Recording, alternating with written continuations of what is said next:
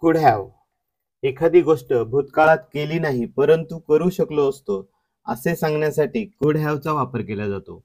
उदाहरणार्थ, भारत विश्वचषक जिंकू शकला असता. मी हे काम करू शकलो असतो. अशा वाक्यांची इंग्रजीमध्ये रचना करण्यासाठी कुड हॅवचा उपयोग होतो. कुड हॅव नंतर नेहमी क्रियापदाचे तिसरे रूप घेतले जाते. उदाहरणार्थ, भारत विश्वचषक जिंकू शकला असता.